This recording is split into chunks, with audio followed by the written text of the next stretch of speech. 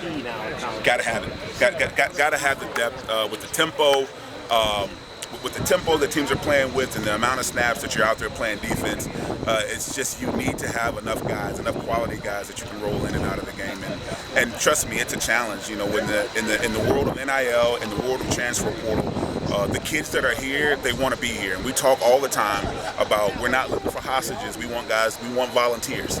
And like I said, a lot of those guys that are in that room probably could play other places as starter and be a starter, but they are more than content being a part of the group. And as you saw with Lucas last year, you don't necessarily have to be a starter to make it to that next level. What you need to do is produce with the reps that you have. Talk about Evans and how big that was that he made the decision to come back and what that does for a team. Again, I think that part of the, this is Joe's decision to come back is I think he loved being here. I think he really enjoyed his experience. And he's another guy that wasn't a defensive lineman in high school, that wasn't a defensive lineman his first year here. And I think he felt like he left a little bit of meat on the bone, from his senior year. And having him come back, again, helping with the young guys. And then have him elevate his game, too, from how he developed from just being a third down guy to now he's an every down guy. And, can he take his game to the next level? That's the challenge that I think invigorates him.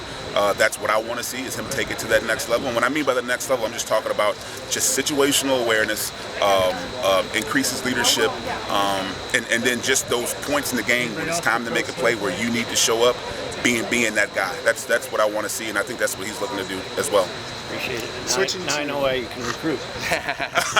Switching to some of the personalities of the guys, you have a really dynamic kind of mix of personalities with that defensive lineman room. What does Logan Lee add to it?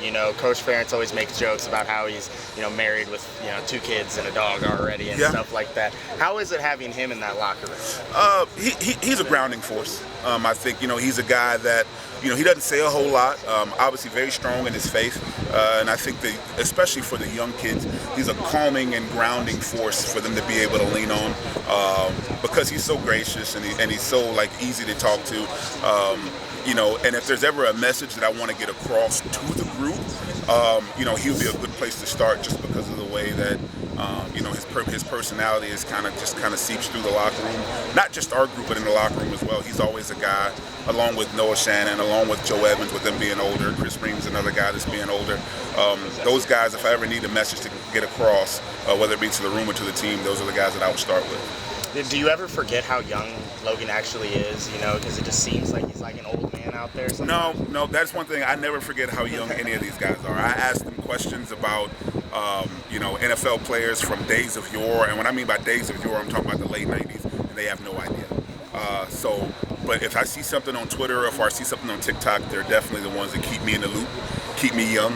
But no, I do not forget how young. That is not lost on me. That's all a really young group of guys just because of, they don't know what they don't know, So it's a good mix because they keep me young and hopefully I enlighten them with some things to kind of make them think.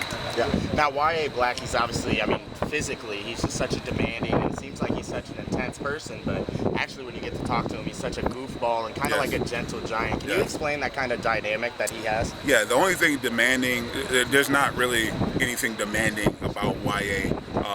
Until he steps on the field. Obviously he's done a really good job for us.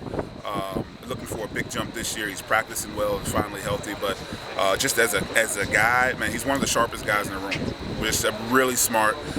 He's got a great perspective. A music connoisseur. And just you can have a lot of really deep conversations with YA that you probably couldn't have with a lot of other guys because there's a lot of depth to that guy. And just really glad that he's here. Excited for him this year. Finally being healthy. I think he's ready for a big fall. And you were on that paintball trip that everyone took, right? Yeah, I was. All right, so what did you kind of learn about your team in that, getting to see a lot of the competitive and even some teamwork in there, and what kind of surprised you? First, I want to shout out to Clear Creek Paintball in Lisbon, Iowa. They were awesome.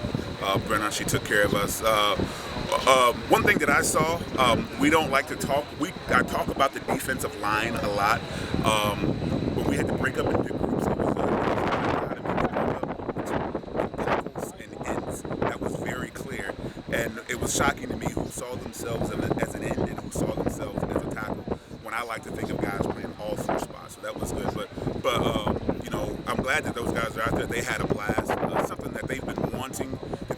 something competitive, and I was thinking about mini golf, and I was like, yeah, that's just not it. And I was thinking about, like, can we get some go-karts? And I was like, where are go-karts? Just in this area that we all can get to, and that wasn't it. So, paintball was perfect. The guys loved it. We were out there for 3 hours. It felt like 1 hour. Yeah. And Deontay Craig, obviously he came on really well coming off the bench last season. What are you expecting to see from him this season? Just continued growth. I mean, Craig is a guy that, again, flexibility, could play inside, outside. He's another guy in that class of 2020 that, the COVID class, that just, man, I appreciate what he's done here so much because he's the ultimate student athlete. Excellent grades off the field, a really good teammate in terms of helping out the young guys. And what he's done and he'll tell you, he was a basketball guy first. That basketball was his first love, but man, he is no doubt a football player.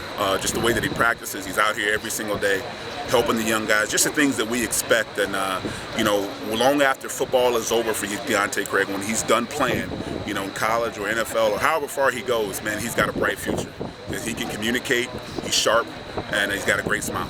So awesome. Thank you so much. Yeah. What are you expecting out of Logan Lee? Just continued growth. Continued growth. The things that made him a good player last year, I would like for him to improve on that. I want to see him improve his pre-snap knowledge. I want to see him improve his leadership ability in terms of at the line of scrimmage, being a guy that can communicate up and down the line to get us in the right call. Sometimes you have to be smarter than the call, but sometimes it takes confidence to be able to say those things when they need to be said. I expect really big things from a production standpoint. I know he does as well. The good thing about him is there's enough depth in the room where we're not going to have to run all the tread off that tire, knock on wood in case everybody gets hurt. But there's enough depth in the room that when he's on the field, you can expect a fresh guy that's going to be flying around in the football. And I'm really excited about that. I'm looking forward to a big season for him. What does it say about his character to be nominated for an award that is based on character and who he is on and off cover? Wouldn't expect anything different from Logan Lee. High character guy. A man of faith.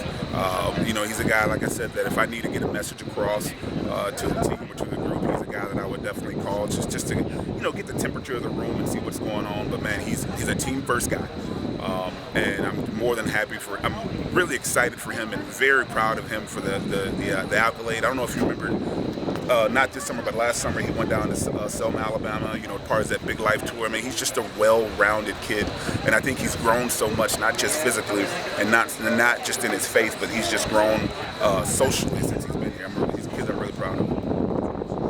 Coach, can you tell me about Aaron Graves and his development over the past year into his second camp? He's a guy that I think that Aaron, again, has taken the next step from a mental standpoint. The physical stuff is well documented. He came in, a highly recruited kid, height, weight, speed, all that stuff right there. But what he's learned in the meeting room and has been able to translate to the football field is really the difference that I see from last year to this year. And he really came on a lot well last year, but I'm expecting big things from Aaron right now because, it's a competitive group.